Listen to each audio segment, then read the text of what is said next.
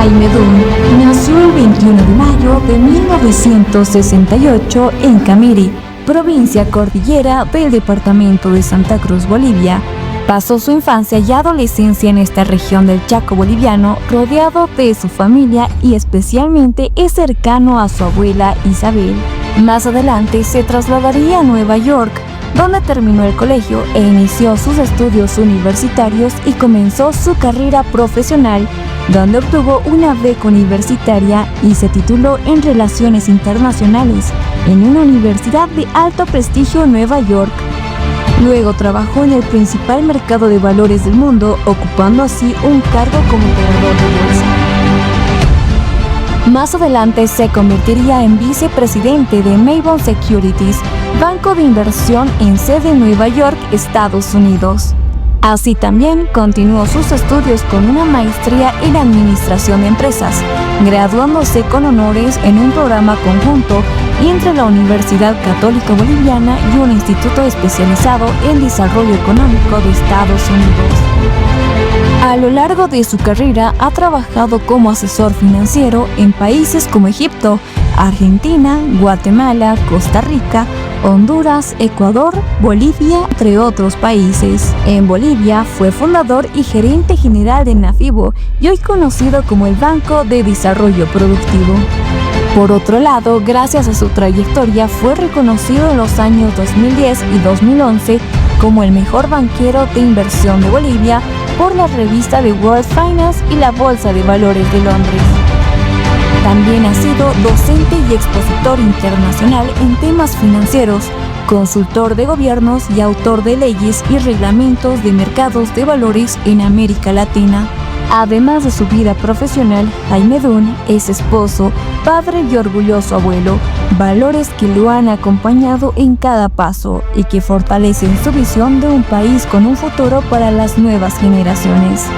Hoy Jaime Dunn es candidato presidencial por la Alianza Nueva Generación Patriótica, con una propuesta enfocada en el desarrollo económico, institucionalidad y oportunidades para todos los bolivianos. Y es así que hoy nos acompaña en el Poder del Voto.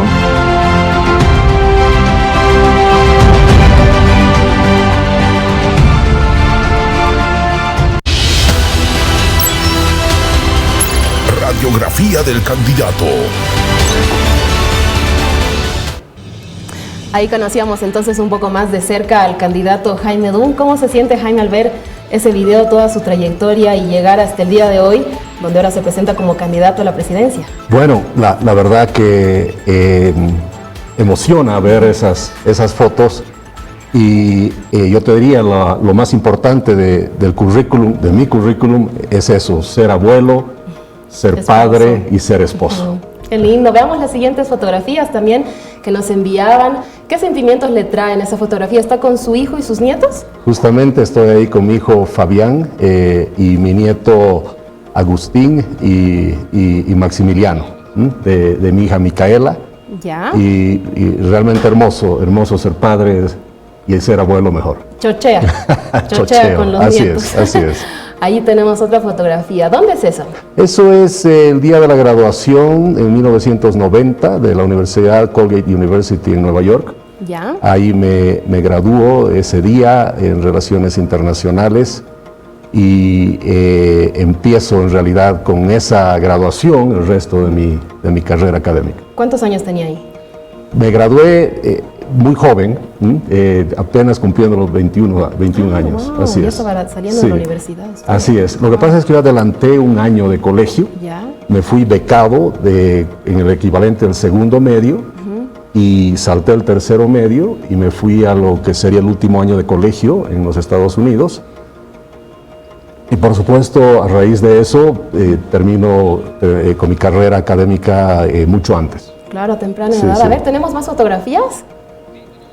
Tenemos más fotografías, un momento especial. Ese es un momento muy especial, sí. Es justamente estoy agarrado el brazo de mi hija Micaela el día de su matrimonio. ¿Es su hija mayor? Mi hija mayor, Micaela Dunn. ¿Cuántos años tiene su hija Micaela? Tiene 28 años. Ah, ya. ¿Y tiene un hijo, dos hijos, Micaela? Tiene dos hijos, justamente Agustín y Maximiliano. Así es. A ver, vamos a viajar un poco más en el tiempo, por favor. La siguiente fotografía. Ahí. A ver, gran foto. Lo que pasa es que yo jugaba en un equipo de fútbol que se llamaba Huayna. En estas épocas, esto es 80 y, si no me equivoco, 82, 83, jugamos aquí en el estadio. Qué linda foto. Y ahí, mira, aquí hay personajes bien interesantes. Ahí está el esposo de Casimira Lema, don Friedel Hohäuser, está ahí al medio. Bueno, el amigo... ¿Está en la fila de arriba? Yo estoy en la de arriba, en la arriba contando de la derecha 1, 2, 3, 4, el quinto al lado del arquero, don Raúl Escalix. Esta foto es muy interesante porque aquí también está mi amigo Julio Garrett, el hijo del ex vicepresidente Julio Garrett. Y mira, parte de este equipo no está aquí en la foto, no sé por qué, pero Rodrigo Paz era parte de este equipo también. ¿Ah, sí? Así es. Así que está ahí con algunos compañeros. ¿Estaba en su colegio? Rodrigo Paz, compañero del colegio, Águila, del Colegio San Ignacio. Muy bien. Así hemos concluido entonces esta parte de fotografías para conocer un poco más de cerca entonces a Jaime Dun, sus gustos, quién es Jaime Dun, su familia, sus hijos, sus nietos. Avanzamos. Ciudadanía al micrófono.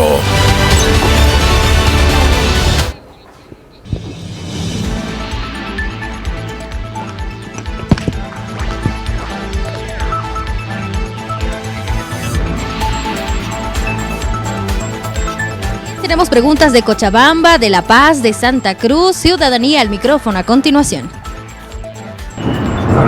Don Jaime Dun, si usted fuera presidente, ¿haría tal vez cumplir la orden de aprehensión en contra del expresidente Evo Morales? Es decir, ¿haría que la policía ingrese hasta el trópico cochabambino para cumplir la orden de aprehensión? ¿Sí o no? Tenemos esa duda como población.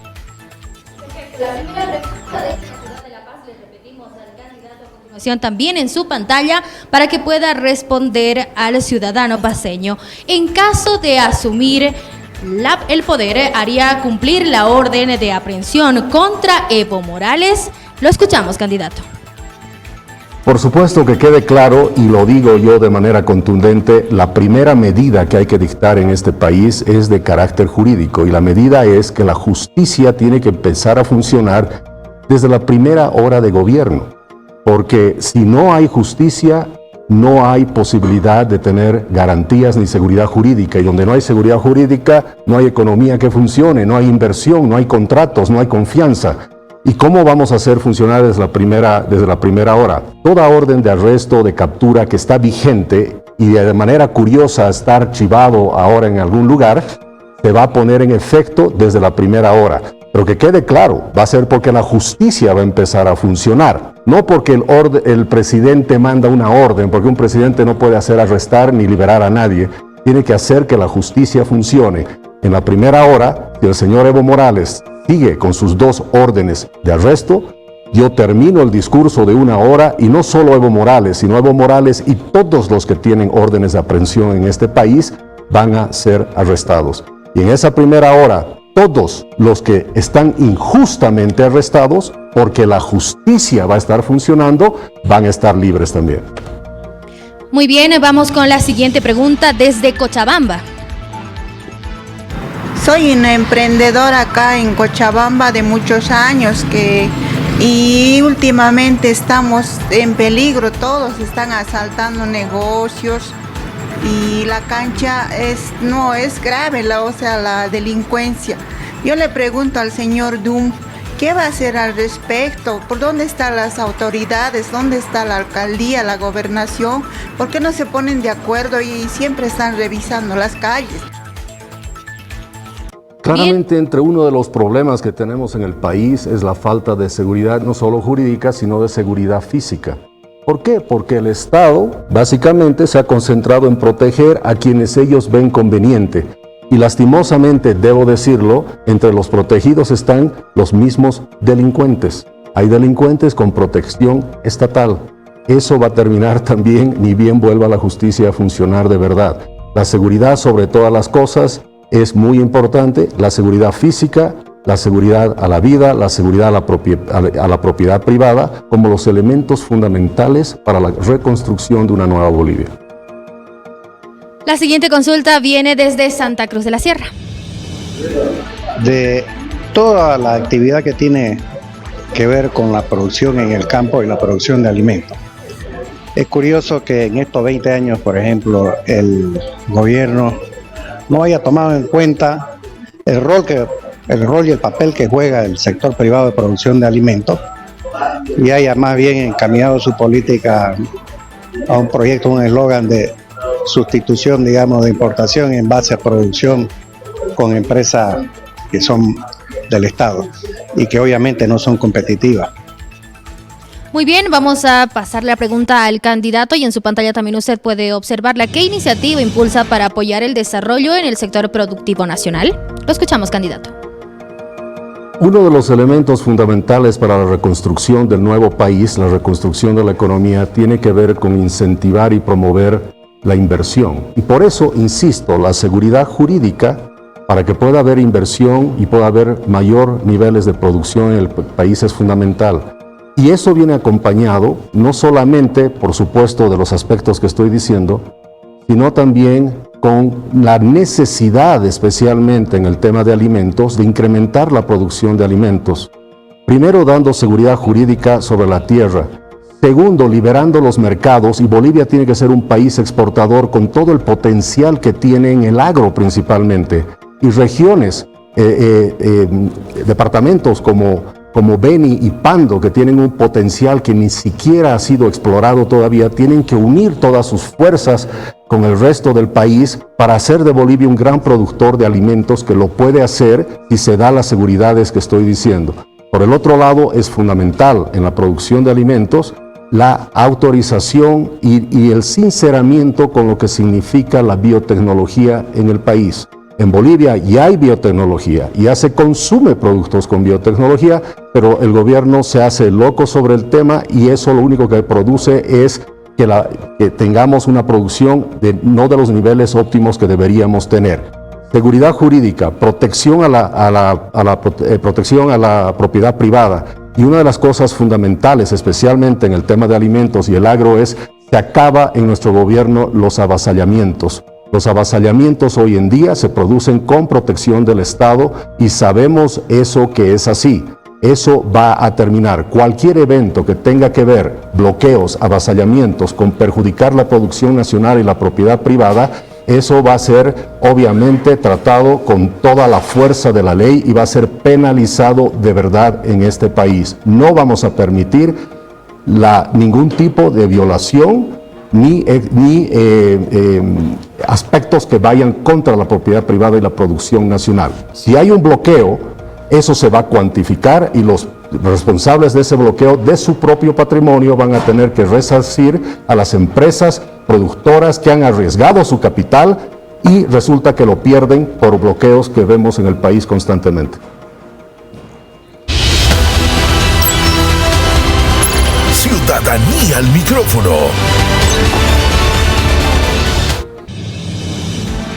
Muy bien, ahí teníamos a Ciudadanía al micrófono, pero con nuestra producción también tenemos las siguientes preguntas. Vamos a continuar con nuestra entrevista a candidato o precandidato, Jaime. ¿Logró inscribirse?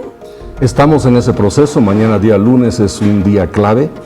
Estamos, como todo ciudadano en este país, lamentablemente sufriendo lo que es la burocracia en este país. Recordemos que la burocracia en Bolivia existe como un mecanismo de extorsión, como un mecanismo de control y un mecanismo de castigo. Así es la burocracia en el país. Entonces, como cualquier ciudadano de a pie estoy haciendo mis trámites, escuchando el vuélvase mañana. Esto no se lo puedo hacer hoy, tendría que ser dentro de 2 semanas. Estamos escuchando todo eso y por supuesto eso está afectando mi derecho a ser candidato y mañana vamos a tomar una decisión drástica si es que no nos dan la documentación que evidencia claramente eso. Ya tenemos la documentación hace más de una semana. ¿Esto estamos hablando de lo de su solvencia fiscal? Exactamente. ¿Eso es lo que únicamente le falta? Eso es lo único que falta, pero para llegar a eso hay toda una cantidad de pasos y procedimientos burocráticos que tenemos que cumplir.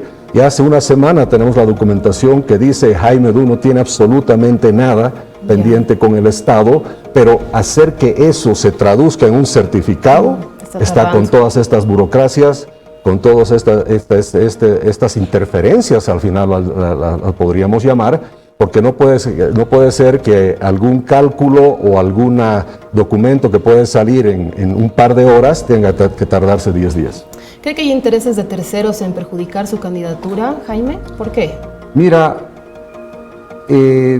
no quisiera apuntar con el dedo a nadie, pero sí hemos evidenciado de que algo que se dijo que va a estar para el lunes, de acuerdo además los pasos y los procedimientos que la misma norma establece en ciertos casos, de pronto ya no está ahí. Hemos encontrado una situación donde el que tiene que entregar el documento o tiene que firmar, ahora dice que hay 5 firmas más y que lamentablemente hay 2 de vacaciones o no se los encuentran.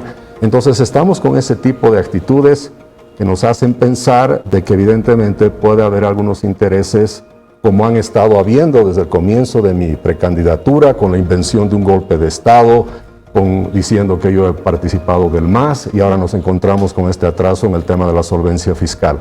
Esperemos que no sea así, pero lamentablemente nos da a pensar de que hay algún tipo de obstrucción, y eso lo vamos a definir mañana claramente. De analista político, ¿qué piensa usted de varios analistas que ahora están candidateando? Bueno, me parece que es muy importante, por lo menos en mi caso.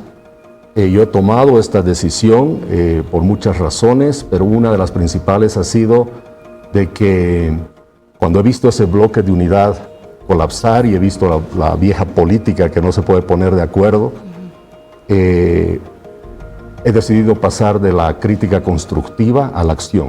Yo creo que los bolivianos que podemos tomar esa decisión, dejar de opinar, dejar de criticar constructivamente, dejar de hacer análisis, pues hay que pasar a la acción. Y si hay otros más que han hecho eso, sé que en la lista de candidatos hay algunos que han hecho eso, me parece muy bien, porque no solo se trata de hablar, se trata de actuar. Usted, candidato, bueno, recién va a lograr inscribir su candidatura y hablaba también de una estrategia. ¿Cree que ha perdido notoriedad durante este tiempo o cree que ha funcionado esta estrategia? Mira, nosotros no hacemos encuestas porque no tenemos los recursos para hacerlo. No tenemos más que las cámaras y la opinión de la gente, el boca a boca. Pero sí hemos visto que los resultados han sido contundentes, de un crecimiento exponencial, de un apoyo muy genuino, muy legítimo, de corazón. Todo lo que ven en las redes sociales lo hace gente que no conocemos. Son grupos de personas que han decidido apoyar este proyecto porque ven renovación, ven cambio, y de ahí viene ese magnífico apoyo. Y lo que hemos podido ver es que ese apoyo sí ha estado creciendo y sigue creciendo de manera exponencial. Entonces, más allá de una estrategia como tal, es simplemente un planteamiento realista, pragmático, de corazón, que está teniendo estos resultados. ¿Cómo nace la intención de candidatear a presidente 2025? Nosotros tenemos el siguiente material, por favor, si lo pueden poner en pantalla. Es un cuadro de Marcelo Claure. ¿Cuál es su relación con Marcelo Claure? Era el siguiente, era una pregunta que él realizaba en sus redes sociales. ¿Qué rol debería ocupar Jaime Dun?, preguntaba él. Era una encuesta que estaba realizando Marcelo Claure y salía ahí presidente de Bolivia, vicepresidente de Bolivia, ministro de Economía, ninguno, y la gente ponía ministro de Economía como ganador y presidente de Bolivia. ¿Incidió estas encuestas de Marcelo Claure? ¿Cuál es su relación? No, la verdad que no, es más, no conozco esta encuesta. ¿Ah, sí? Esta no la conozco, no la había visto. Está en las redes sociales de Marcelo Claure, en X. Ajá, interesante. Pero bueno, además no sé qué fecha será, pero... Es de mayo, si no estoy mal. Es de mayo, perfecto. Bueno, en el caso de mi candidatura, cada día es una eternidad. Cada 24 horas hay cambios bien importantes y eso me lleva también imagínate, no soy todavía candidato formalmente, tengo muy poco tiempo y por eso tenemos que ser muy eficientes en lo que vamos a hacer de aquí en adelante. Pero vemos como te digo, todo este apoyo, todo este soporte orgánico que se da de manera natural y eso nos anima obviamente a seguir con el proyecto y por eso yo diría, si se cambian estas estadísticas al día de hoy, capaz sean diferentes. Sí, como dice, además tampoco es que usted tiene una encuestadora, ponte formal, ¿no? Como señala. Así es, no tenemos eso. Señalaba usted, Jaime, que en poco tiempo usted ha logrado esta candidatura a la presidencia. ¿Tiene estructura política? ¿Quiénes formarían parte de su gobierno, por ejemplo? Mira, la verdad que el tema de estructura, como tiene un partido político, tampoco lo tenemos tan detallado. Lo que hemos encontrado es una estructura natural donde han aparecido voluntarios en todo el país.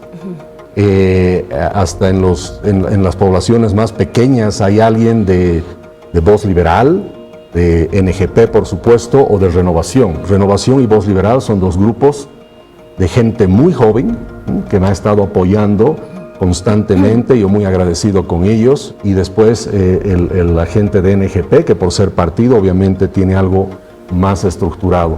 Pero yo te diría que nuestra estructura es básicamente, sobre todas las cosas, la idea de cambio, la idea de renovación, la idea de una nueva visión de país, una candidatura y la gente. Esa es la estructura. Bueno, y esta pregunta se la hacemos a todos los candidatos. ¿Usted estaría dispuesto a bajar su candidatura para hacer frente a los partidos de izquierda? ¿Qué piensa de eso? Bueno, curiosa la pregunta porque, a ver, primero, yo creo que el tema de bajarse, habría que preguntarle a alguien que está bajando en las encuestas, a alguien que ya ha llegado a su tope, está bajando. En mi caso, hasta donde hemos podido ver, no puedo entrar a detalles por el tema de encuestas, aunque podría hablar mucho en detalle porque no soy candidato, pero voy a ser respetuoso de las normas del Tribunal Supremo Electoral. Pero hay un ascenso muy importante que estamos teniendo, entonces el bajarse cuando se está ascendiendo no tiene mucho sentido. Yo creo que los que ya han visto que han llegado a su tope, los que han visto que están de caída, son los que tienen que evaluar si se bajan o no. Jaime, tenemos un Samuel que tiene una publicidad de 100 días para mejorar la economía del país. Es una propuesta que se tiene. Luego el gobierno también que pide créditos para poder revertir esta crisis. ¿Cuál es la propuesta que tiene usted? Mira, en eso también tenemos una diferencia muy grande. Lo que pasa es que las propuestas que estamos viendo están concentradas en dos temas. Pero hay dos temas. ¿Cuáles son los dos temas? Sacar al movimiento al socialismo, lo cual es legítimo y obviamente muy importante. Segundo, resolver el tema de la crisis económica, y ahí está. Pero ¿qué hacemos después de la crisis económica? Esa es la tercera parte que no escuchamos y es donde nosotros más bien entramos. Yo quiero decirte lo siguiente: sacar al movimiento al socialismo, por supuesto, como te digo, de acuerdo, y creo que el movimiento al socialismo ya se está autodestruyendo y lo vamos a sacar. Segundo, la crisis económica, lo quiero decir claramente a los ciudadanos, es coyuntural. La crisis económica se va a resolver. No existe un país que vive 200 años gastando más de lo que tiene. Es imposible. Yo le digo a la gente, para ponerlo de manera un poco más fácil de entender. ¿Qué tiene que pasar? Primero, esta crisis económica es como un terrible dolor de muelas que hemos sufrido todos, y crees que te vas a morir. Pero nadie se muere de un dolor de muelas. Especialmente cuando sabemos que es la crisis clásica, típica del socialismo. Gasto más de lo que tengo, se llama crisis fiscal, eso me lleva a lo que se llama una crisis de balanza de pagos, y eso se está convirtiendo en una crisis energética y qué sé yo. Pero ese tipo de crisis tiene solución. ¿En cuánto tiempo más o menos? No te podría decir exactamente en cuánto, pero ¿por qué? Por varios temas. Primero, no tenemos los datos certeros, no sabemos cómo es, pero va a ser algo que se va a solucionar. Ahora, ¿la solución por dónde va? ¿Por el tema de dólares? Bueno, cuando tú sabes, tienes el diagnóstico correcto, que es exceso de gasto público, ya sabes que tienes que atacar al tema de gasto, porque ese es el problema principal que tenemos. Pero déjame decirte esto del dolor de muelas. No solo que nadie se muere de un dolor de muelas, pero si escoges al buen dentista, vas a tener la solución. Ahora, la solución puede venir de dos maneras. Una solución temporal es que te ponen anestesia. Y tú dices, wow, qué maravilloso el médico. Pero a las pocas horas vuelve el dolor de muelas. El conseguir préstamos, el devolver dólares, son anestesia. No son la solución. Nosotros venimos por la solución de raíz. Y no solo eso, Después respondemos la pregunta, ¿qué va a pasar con Bolivia después de que no hay más y hemos resuelto la crisis económica? ¿Qué clase de país vamos a tener? ¿Qué visión de país? ¿Bajo qué principios? ¿Va a seguir habiendo centralismo? ¿Van a reformarse, se va a reformar la Constitución? ¿La propiedad privada va a ser importante? ¿Los ciudadanos van a ser importantes? ¿Vamos a hablar de autonomías plenas y federalismo? ¿De qué vamos a hablar? ¿Cuál es la visión de país? Los candidatos tradicionales no tienen respuesta para eso. Solo están viendo el Bolivia a corto plazo. Nosotros lo vemos a largo plazo. Nuestra preocupación es lo que vamos a hacer con Bolivia después de la crisis, porque la crisis la vemos como un evento coyuntural. Y ante esta crisis económica, Jaime, es evidente un crecimiento del comercio informal. ¿Qué se va a hacer con este sector? Porque ante la Organización Internacional del Trabajo, Bolivia es el país número 1 en el mundo con trabajo informal. ¿Qué se va a hacer con ellos? Mira, ahí también hay que hacer un diagnóstico correcto de por qué existe la informalidad en el país. La informalidad existe por una simple y sencilla razón, porque ser formal es imposible en este país. Entonces, por eso tienes 15% de formales y 85% de informales. ¿Por qué cree usted eso? ¿Por el tema de los impuestos? Primero, impuestos excesivos, regulaciones que no entiende ni el mismo gobierno y te sacan una regulación casi cada semana. Coacción, persecución, corrupción. Abrir un NIT te toma 2 horas, cerrarlo toda la vida, porque les digo, señores ciudadanos, los NITs nunca se cierran en este país, están siempre abiertos aunque los des de baja. Entonces, hemos llegado a una situación tan compleja que ser formal es un castigo. No solo eso, hemos llegado a un punto tan ridículo donde pagar un impuesto se ha vuelto una multa por hacer las cosas bien. Entonces la informalidad se combate haciendo que ser formal sea más atractivo que ser informal. Y ese es el cambio que nosotros vamos a hacer de entrada, porque creemos en la creación y la generación de riqueza, no en la redistribución de riqueza. ¿Y quiénes son los que generan y crean riqueza? Prácticamente, obviamente, el 100% de los que están en el sector productivo, los que invierten su capital, los que creen en este país, y aún así, ¿no es cierto?, tienen que correr con todos estos temas que te digo. Entonces, ese 15% que está atrapado en un infierno, no puede pretender que el 85% venga a unirse a ellos. Entonces, tenemos que encontrarnos en algún lugar por la mitad, ¿no es cierto? Y ahí tenemos un programa muy claro y concreto de reducción de impuestos, de normativa, y una parte de la informalidad que es muy importante es el tema del contrabando. ¿Y cómo se combate el contrabando? Pues, de manera figurativa, como nosotros decimos, dinamitando la aduana nacional.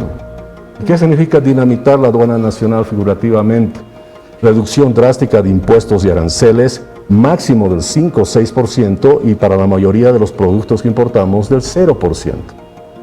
¿Esto no dañaría, por ejemplo, la industria nacional? No, si la gente va a preferir, por ejemplo, un producto de importación. Pero a ver, primero, cerca del 80% de lo que se importa no se produce en Bolivia. Y con este iríamos con una etapa, ¿no? Primero haríamos sobre ese 80%, 0 o máximo 6%, dando un tiempo a la industria nacional para ajustarse a las nuevas normas que vamos a sacar. Reducción de impuestos, primer tema, muy importante. Y por el otro tema también, que es fundamental, es que al bajar estos aranceles, todas nuestras industrias importan el 70% de sus insumos. O sea, ellos mismos que quieren protección son importadores, entonces ahí van a tener una rebaja.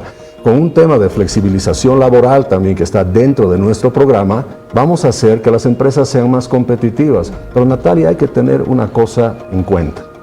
Las empresas tienen que vender su producto porque el Estado ha hecho las reglas del juego para que sean más competitivas. Y tienen que vender su producto porque su producto es bueno, no porque el Estado se lo protege. No, pero el Estado se lo protege. ¿No es cierto? Porque si vamos con esa lógica, podríamos sacar una ley diciendo se prohíben todos los celulares, importaciones de celulares, y todos le compran equipos. Entonces te das cuenta, no hay que pensar tanto en el beneficio del empresario como tal, Y el empresario va a tener un beneficio más grande si es el consumidor el que tiene el beneficio. Nosotros vemos el beneficio que van a tener los consumidores y eso va a repercutir en un gran beneficio para las mismas empresas. Muy bien, Jaime, muchísimas gracias. Tenemos más sectores acá también en el poder del voto. Vamos a continuar con la entrevista, pero antes, amigos, tenemos que hacer una breve pausa. Continúen con nosotros.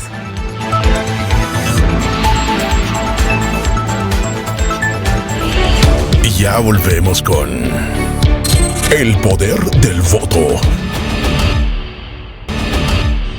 19:38. Estamos en vivo para toda Bolivia. Vamos a nuestras plataformas digitales, las consultas que usted dejaba a través de las redes sociales. ¿Qué le preguntaría a Jaime Dun para que ahora pueda contestarle en vivo? En su pantalla a continuación, las consultas. Vamos a iniciar con la primera.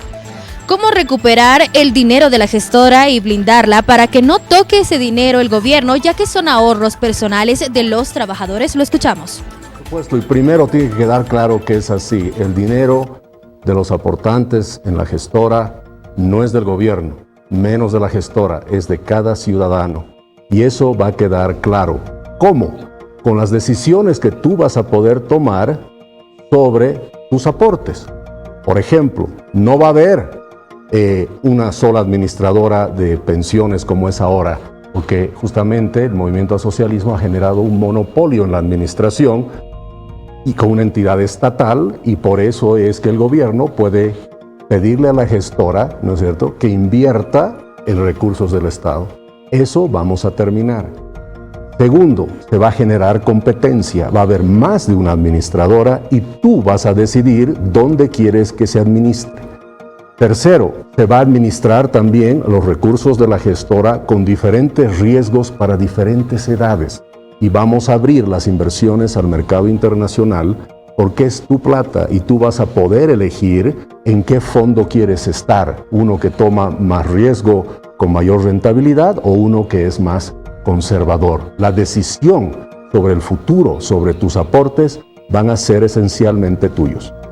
Perfecto, vamos con la siguiente pregunta. Señor Dun, ¿qué garantía tenemos los bolivianos de que cumplirá con sus propuestas? Lo escuchamos. Es cierto que no existe una garantía como tal, si me encantaría hipotecar mis bienes como de garantía, viéndolo desde el punto de vista financiero, pero ustedes lo que tienen que creer es en lo siguiente. Primero, que no se trata de Jaime Dun. Jaime Dun no va a hacer esto porque no tiene la capacidad de hacer todo esto.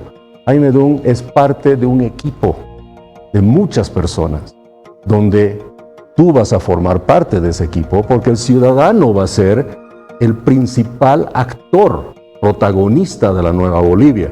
Entonces eso te va a dar la garantía de lo que se va a hacer, lo que se ha dicho, y no solo lo que dice el gobierno, sino básicamente lo que dice la gente, porque no se trata de cuánto el Estado tiene que dar, sino se trata de cuánto el Estado tiene que dejar hacer a la gente.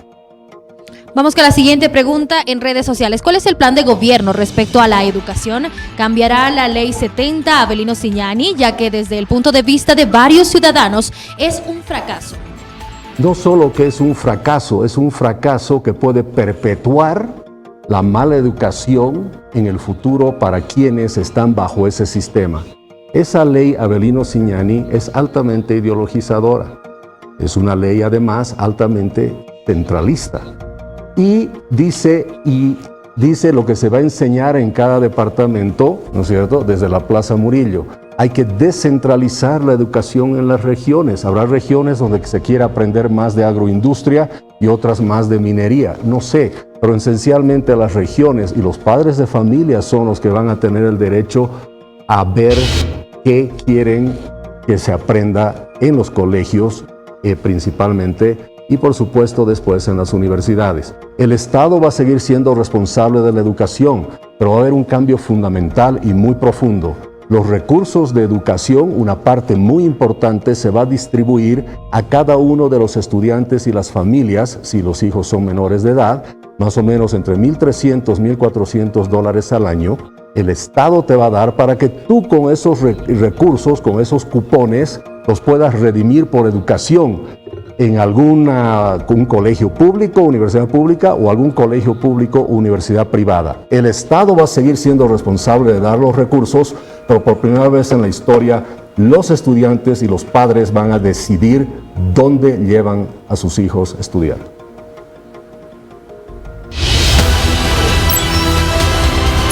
La caja rápida. Sí. Estamos en la recta final de la entrevista con Jaime Dunn y nuestro sector de la caja rápida, Jaime. Tiene 3 preguntitas para sacar, a ver qué suerte tiene usted.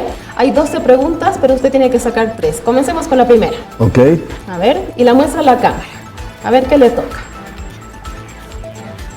¿Qué dice? Dice, ¿continuará vigente el bono Juancito Pinto? Nosotros creemos que los bonos que están vigentes ahora van a continuar, pero con el propósito de terminar en un momento en el tiempo. Por ahora son necesarios. ¿Por qué? Porque estos bonos son la respuesta que hay que darle a la gente que se ha quedado atrás, la gente que necesita apoyo, justamente porque el Estado, con sus políticas centralistas, con su corrupción y con su planificación estatal, ha hecho que mucha gente quede atrás, con muchas necesidades. Entonces, es responsabilidad del Estado el ayudar a solucionar este problema y, en un tiempo prudente, hacer que los bonos ya no sean necesarios. ¿Por qué existen los bonos? Porque son necesarios porque hay gente que ha quedado con necesidades por este Estado que no ha resuelto los problemas.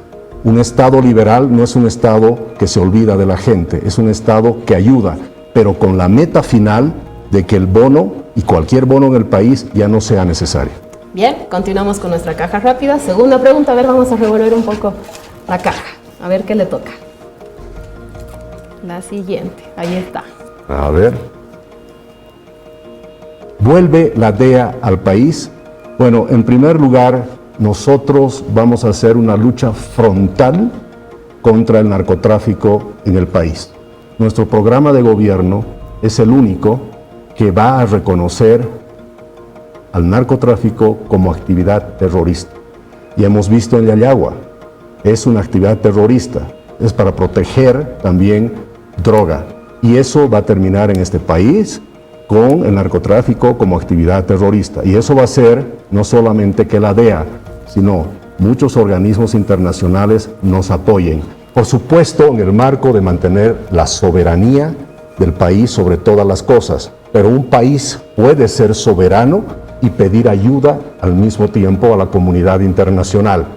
Seamos claros, el narcotráfico en Bolivia supera a nuestras fuerzas en armamento, supera a nuestras fuerzas en inteligencia y supera a nuestras fuerzas. ¿Por qué? Porque viene también con una protección muy grande del mismo Estado boliviano. Para terminar con eso, pues, se necesita de la DEA y otras instituciones más. Pero quiero aclarar también una cosa. Estas instituciones que están luchando contra el crimen internacional, no solo el narcotráfico y terrorismo, tienen claramente lo que pasa en Bolivia. No es que han abandonado a Bolivia totalmente, llevan controles, hacen estudios y hacen análisis y ellos nos pueden colaborar en terminar con el crimen en el país, porque uno de los elementos fundamentales de cualquier gobierno liberal es el respeto a la vida. Muy bien, continuamos con la siguiente pregunta, es la última. 3 preguntitas. Vamos a mezclar un poquito más. Luego tenemos nuestro sector de fotografías. A ver qué le tocó. Yanine Áñez y Camacho fuera de la cárcel sí o no. Miren, en el país tenemos lamentablemente una justicia que solo ha servido para proteger al gobierno y a los militantes de su partido, proteger a la criminalidad y generar prisioneros políticos y prisioneros injustamente también. Yo he dicho, desde la primera hora del gobierno, no solo van a entrar a la cárcel los que tienen que estar en la cárcel, sino van a quedar libres los que no deben estar en la cárcel. Pero repito, no porque el presidente lo ordena, sino porque la justicia bajo nuestro gobierno va a funcionar libremente, sin ningún tipo de control del Poder Ejecutivo. Y eso va a ser automáticamente que no solo la señora Áñez y el señor Camacho, sino todo prisionero político y prisionero injustamente, va a quedar libre. Jaime, tenemos nuestro sector de fotografías. Veamos por favor en pantalla quién es el primer candidato, Andrónico Rodríguez. En una oración, ¿qué piensa de los siguientes actores políticos? Andrónico Rodríguez. Evo Jr. Muy bien, continuamos con Eduardo del Castillo. Luis Arce Jr. Continuamos con Jorge Tuto Quiroga. Samuel tenemos. Samuel, gran empresario. Muy bien. Eva Copa, la única mujer en la presidencia. ¿Qué opina de ella? Ha sido parte del movimiento al socialismo y ahora busca un reposicionamiento y le deseo la mejor de la suerte. ¿Qué opina del cruceño Johnny Fernández? Alcalde de Santa Cruz. ¿Nada más? Y yo muy amigo de su padre. De su padre. Así es, de su padre. A ver, ahora Manfred Reyes Villa en pantalla. Alcalde de Cochabamba y busca la presidencia ya por varias ocasiones. A ver, continuamos con el siguiente, Pavel Aracena. ¿Qué opina de él? No lo conozco, la verdad. No lo conoce. Rodrigo Paz. Gran amigo, Águila, Colegio San Ignacio. Compañeros de curso. Tuto Quiroga, ¿qué piensa de él? Una persona muy inteligente, una persona que ha hecho su rol y ha jugado su rol obviamente en la política nacional, un gran internacionalista.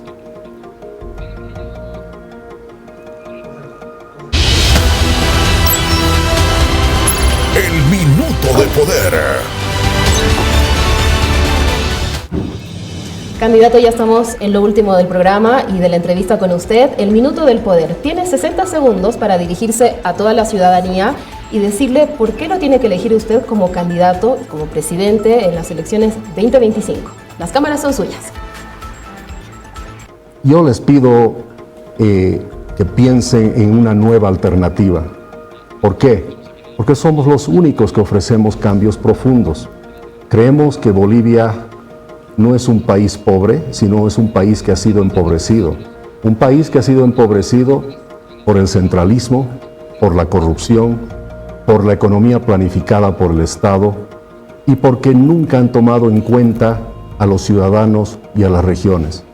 Nosotros somos los únicos que pensamos hacer cambios fundamentales y profundos, viendo la nueva Bolivia descentralizada, la nueva Bolivia donde tú, el ciudadano, donde tú, las regiones, con las regiones, vamos a ser los jugadores más importantes de este nuevo país. Un país de libre mercados, un país donde se incentiva el trabajo y no se lo castiga, un país donde se incentiva la inversión y no se la cuestiona como ahora, un país donde producir no se va a ver con malos ojos como es ahora, donde ser empresario, ser cuentapropista, ser pequeño productor se va a reconocer como lo que son, grandes benefactores sociales porque generan trabajo, donde la propiedad privada se pueda defender con toda la fuerza de la ley. Y para finalizar, yo les diría, no pido que voten por mí, voten por ustedes. Cuando vean la papeleta van a ver muchas fotos, donde ustedes vean reflejado su propio rostro, es ahí donde tienen que marcar la X. Candidato, muchísimas gracias por acompañarnos en El Poder del Voto. Qué gusto. Muchas gracias, Natalia. Buenas noches.